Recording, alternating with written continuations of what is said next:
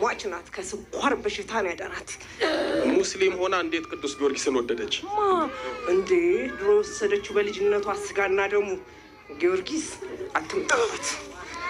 ስንት መከራ ስንት ነገር ሲላክባት በሱ ነው መከታ ይኖረች እስከዛሬ። ከዛ ሰለምካት? ከዛ ወስዳ ሰለም ይጠይቃል እንዴ? እሺ ማን ያላችሁት? እኛ ብዙ ነን። ገባኝ። ንገሩኝ ማን ያለው? ዳ ሰላቢ የምንድን ነው ስሙ? ትዳር አፋታ የተባልኩ ቤተሰብ ስምነት እንዳይኖር አድርገህ የተባልኩ ጅስሟን ብላ ጠጣ ማለት በቃ በአንጥትና በቆዳ አስቀር የተባልኩ። ምንድን ነው እንዲህ የሚያስለቅስ? እንዴ ሀዘን ነው። ልለይ እኮ ነው። ምን አስበህ ነው አንተ? ምን አስበህ ነው አንተ? ዝም በል። ምን አስበህ ነው? ሰው እኮ ሲለይ አይደለም ማለት እናንተ ሰው ሲሞትባችሁ ታለቅሳላችሁ አይደል? ለእኛ ደግሞ የዛን ያህል ነው። የዛን ያህል አያችሁት አይደል? እምባውን እስኪ ይሁት። ይኸው መንታው። እሺ ባልየውን እስኪ ባልየው እሺ ከፈት አድርጉለት። ጠጋ ትሄዳላችሁ። አይዟችሁ ሁላችሁም ንቅል ብላችሁ ትሄዳላችሁ። ና እስኪ ደህና ነህ? ሰላም ደህና ነህ? ጠጋ ብል ወደዚህ። እሺ ስምህ ማን ነው? መንሱር። ሙስሊም ነህ? በክፉ መንፈስ በተለይ በመተት በሌላም ትሰቃያላችሁ? በጣም እየተሰቃየን ነው። በጣም ምንድን ነው የሚያደርግ? እስኪ አንተ ምንም እኔ በቃ ከልጆቼ ምንም አይነት ፍቅር የለኝም፣ ምንም ሰላም የለኝም።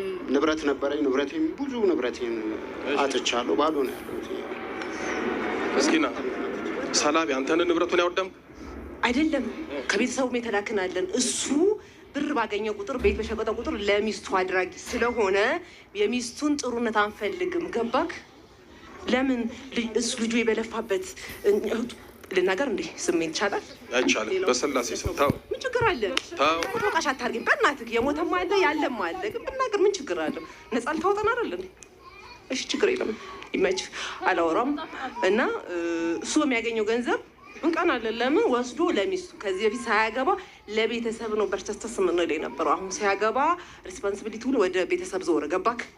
ስለዛ እኛ የምናገኘው ናጣል። እስቲል እንትን ጥላው ጊሉ ልከናል ኢመራት ድረስ ዱባይ እሷ ሀገርሽ ግቢ ብለን በፊት ለፊት ስናናግራት ኖ እኔ ኢትዮጵያ መግባት አልፈልግም፣ በጣም ብዙ መስራት ተጠብቃለሁ። ስንት የጠየቅናት ቀጥታ አልሰማለች። ጥላው ጊላክን እንትን ተቋለ ከሆስፒታል አለ ኩዌት ሆስፒታል ዱባይ ስንት ቀን መሰለክ ልቧን ከሰው በላይ እንዲህ ልብሷ እስኪራገብ እየመታ ነው። ፌንት እናስበላታለን። ከዛ በኋላ አምቡላንስ መጣል ይወስዳታል ሆስፒታል። ልክ ሆስፒታል ስትሄድ ትቆማለች ቀጥ ብላ። ከዛ አንቺ የናፈቅሽ ነው እንደምትመጪው ይሉኛል፣ ያሾፋሉ። እስቲ ለዛ አምቡላንስ ውስጥ ያደረጉ ላይ የተተከለላትን ሁሉ እነሱ በቃ ካቅማቸው በላይ መናገር ሲያቀታቸው ምን አይነት ነገር ነው እያሉ ማለት ነው። ከዛ ምን አደረግን መሰለ ሀገሬን ብላ እንድትገባ። እሺ ዝም በል። እንደዛ ነበረ ልቧን የሚያደርገው።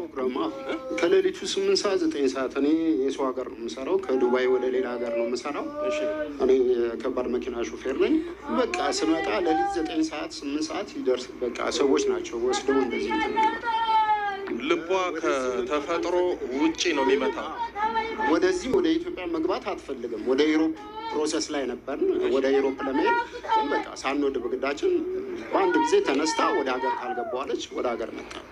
እዚህ መጣችሁ። ሀብት ንብረት ሁሉ አመድ ሆነ። ከ3 ከ4 ቤት በላይ ሸጫለሁ። ከ3 ከ4 ቤት በላይ ሸጫለሁ። መኪና ሸጫለሁ። እስኪ ከዛ ቤተሰብ ተናደደና መጣና ይኸው ቤት 4 ቤት አለኝ ሁሌ ይላል።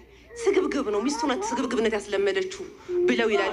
ይቺ ሴት ግን እኛ ያለንባት ማለት ነው በጣም ምስኪን ካለቀሰ ጋር የምታለቅስ ከተቸገረ ጋር የምትቸገር ነው። ግን በህልሟ የሚገርም ነገር ልናገር፣ የጊዮርጊስ የበሩ አረንጓዴ ቢጫ ቀይ ኢማራት ሆና በህልሟ ታየዋለች። ከዛ በቃ ውሰዱኝ እኔ የእናቴ ሀገር ልሂድ ልጄን አማና ማለት እሷ ልጇ እኔ ከሞትኩኝ እሷ ከሞተች ልጇ የሚቀበላት የለ። ከዛ ህንድ ጎረቤቶች አሏት። ለእነሱ በጣም ብዙ ነገር ታደርግላቸዋለች። ምግብም ሲመጣ ሰፖርት ታደርጋቸዋለች። ቤቷን ታጸዳላት። በጣም ዝቅ ብላ ነበር የምትኖረው። እነሱ ሀገር ደውለው የሀገራቸው እኛ እንደተላክንበት ማለት ነው። እነሱ ህንድ በምናምን አይታማም አይደለም። ደውለው ሲጠይቁ የእነሱ ቤተሰቦች እኮ ናቸው። ከዚህ በፊት ሄዳ ብር አዘርፈዋት ነው የተመለሰችው። የራሷ ሰዎች ሌባ ናት ብለው አራ ሌባ አይደለችም ብለህ አትፈርድም አንተ ሰላም አታውቅ ነው ሲሉ ብሩን እጃቸው ላይ ሳይ እውነታችሁ ነው ሌባ ናት አስባልኩኝ። እንዲህ ነው ስም የሚያስጠፋው። እስኪ ዝም በል። አንዳንዴ የቤተሰብ መተት እንዴት ይሆናል መሰላችሁ? ባል በሌጣነት ወይም ደግሞ ትዳር ባልያዘበት ጊዜ ይሰራል፣ ገንዘብ ያገኛል፣ ቤተሰቦቹን በደንብ አድርጎ ይረዳል፣ ይደጉማል። ሲያገባ ልቡና ህይወቱ ለማን ይሆናል ማለት ነው? ለሚስት ይሆናል። ከዛ እናት አባት፣ ወንድም እህት ማለት ይተውና ቤቴን፣ ሚስቴን፣ ህይወቴን ማለት ይጀምራል። ይሄ ደግሞ ግድ ነው።